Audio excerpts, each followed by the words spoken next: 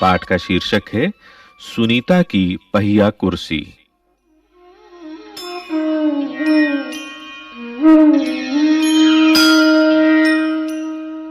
सुनीता सुबह 7 बजे सोकर उठी।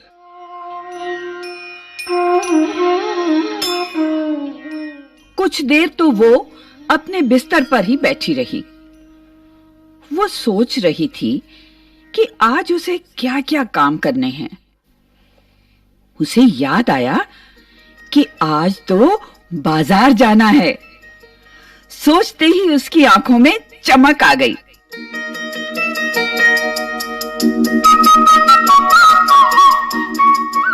सुनीता आज पहली बार अकेले बाजार जाने वाली थी। उसने अपनी टांगों को हाथ से पकड़कर खींचा और उन्हें पलंग से नीचे की ओर लटकाया। फिर पलंग का सहारा लेती हुई अपनी पहिया कुर्सी तक बढ़ी।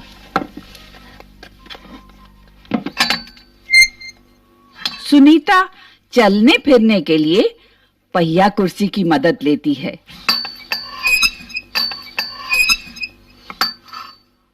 आज वो सभी काम फुर्ती से निपटाना चाहती थी। हालांकि कपड़े बदलना, जूते पहनना आदि उसके लिए कठिन काम है, पर अपने रोजाना के काम करने के लिए उसने स्वयं ही कई तरीके ढूंढ निकाले हैं।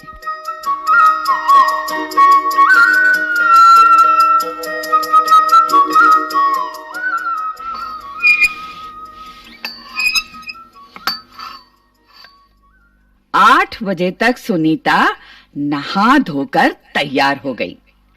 माँ ने मेज पर नाश्ता लगा दिया था।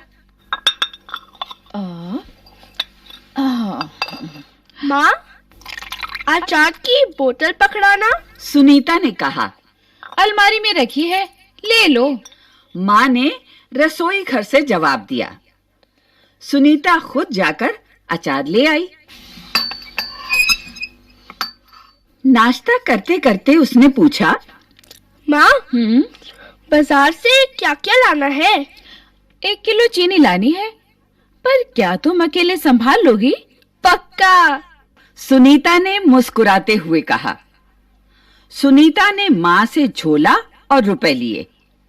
अपनी पहिया कुर्सी पर बैठकर वो बाजार की ओर चल दी।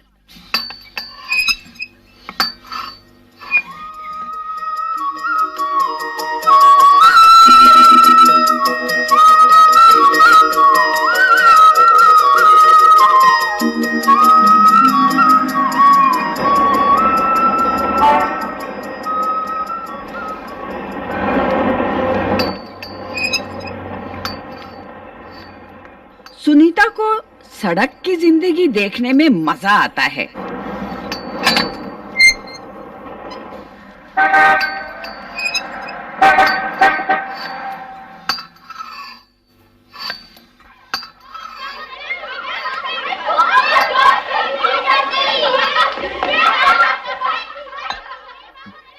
क्योंकि आज छुट्टी है, इसलिए हर जगह बच्चे खेलते हुए दिखाई दे रहे हैं।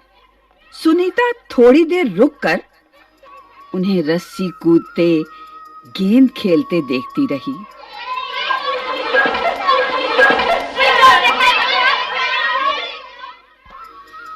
वो थोड़ी उदास हो गई। वो भी उन बच्चों के साथ खेलना चाहती थी।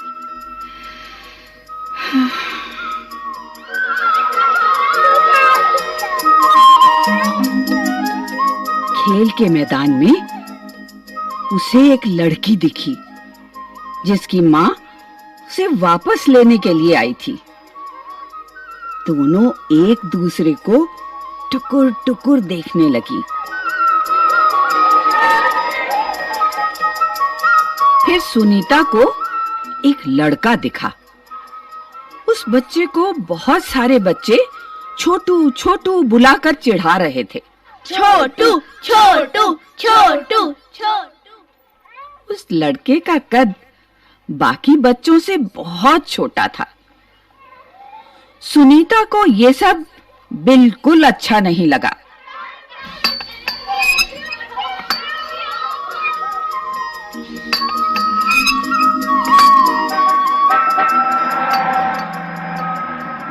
रास्ते में कई लोग सुनीता को देखकर मुस्कुराए, जबकि वो उन्हें जानती तक नहीं थी। पहले तो वो मन ही मन खुश हुई, परंतु फिर सोचने लगी, ये सब लोग मेरी तरफ भला इस तरह क्यों देख रहे हैं?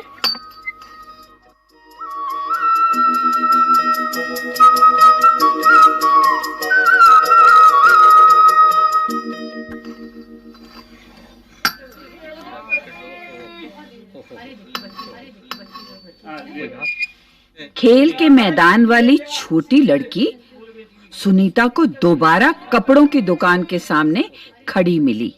तुम्हारे पास ये अजीब सी चीज क्या है? उस लड़की ने सुनीता से पूछा। ये तो बस एक। सुनीता जवाब देने लगी, परंतु उस लड़की की माँ ने गुस्से में आकर लड़की को सुनीता से दूर हटा दिया। इस तरह का सवाल नहीं पूछना चाहिए फरीदा, अच्छा नहीं लगता। माँ ने कहा, मैं दूसरे बच्चों से अलग नहीं हूँ। सुनीता ने दुखी होकर कहा। उसे फरीदा की माँ का व्यवहार समझ में नहीं आया।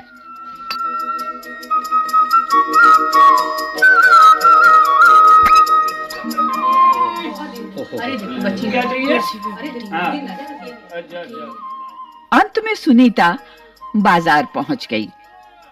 दुकान में घुसने के लिए उसे सीढ़ियों पर चढ़ना था। उसके लिए ये कर पाना बहुत मुश्किल था। आसपास के सब लोग जल्दी में थे, किसी ने उसकी तरफ ध्यान नहीं दिया। अचानक जिस लड़के को छोटू कहकर चिढ़ाया जा रहा था, वो उसके सामने आकर खड़ा हो गया। मैं अमित हूँ। उसने अपना परिचय दिया। क्या मैं तुम्हारी कुछ मदद करूं? मेरा नाम सुनीता है। सुनीता ने राहत की सांस ली और मुस्कुराकर बोली, पीछे के पैडल को पैर से जरा दबाओगे? हाँ हाँ जरूर।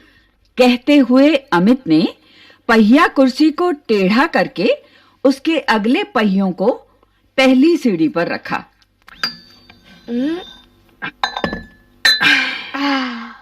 फिर उसने पिछले पहियों को भी ऊपर चढ़ाया। सुनीता ने अमित को धन्यवाद दिया और कहा, अब मैं दुकान तक खुद पहुंच सकती हूँ।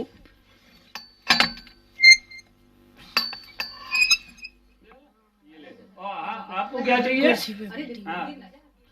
दुकान में पहुंचकर सुनीता ने 1 किलो चीनी मांगी। दुकानदार उसे देखकर मुस्कुराया।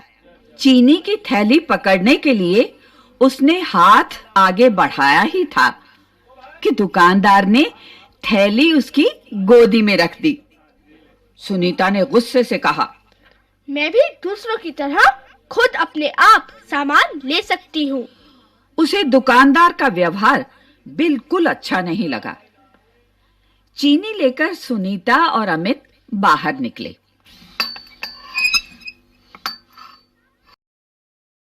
लोग मेरे साथ ऐसा व्यवहार करते हैं जैसे कि मैं कोई अजीब और गरीब लड़की हूँ।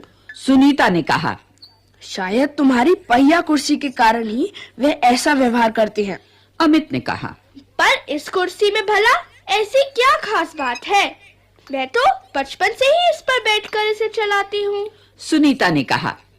अमित ने पूछा, पर तुम इस पर क्यों बैठती हो? मैं पैरों से चल ही नहीं सकती।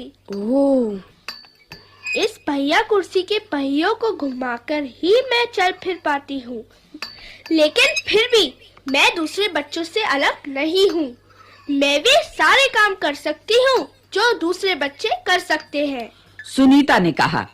अमित ने अपना सिर ना में हिलाया और कहा, मैं भी वे सारे काम कर सकता हूँ जो दूसरे बच्चे कर सकते हैं। पर मैं भी दूसरे बच्चों से अलग हूँ। इसी तरह तुम भी अलग हो। सुनीता ने कहा। नहीं, हम दोनों दूसरे बच्चों जैसे ही हैं। अमित ने दोबारा अपना सिर ना में हिलाया और कहा, देखो, तुम पहिया कुर्सी पर बैठकर चलती हो। मेरा कद बहुत छोटा है। हाँ। हम दोनों ही बाकी लोगों से कुछ अलग हैं।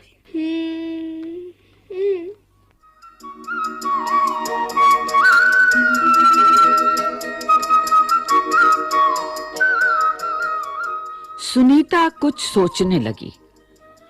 उसने अपनी पहिया कुर्सी आगे की ओर खिसकाई।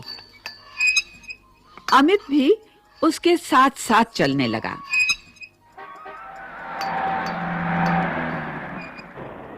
सड़क पार करते समय सुनीता को फरीदा फिर नजर आई। इस बार फरीदा ने कोई सवाल नहीं पूछा। अमित झट से सुनीता की पहिया कुर्सी के पीछे चढ़ गया।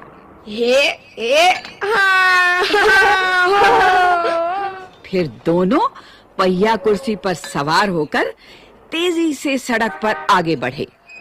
फरीदा भी उनके साथ-साथ दौड़ी। इस बार भी लोगों ने उन्हें घूरा, परंतु अब सुनीता को उनकी परवाह नहीं थी। ओ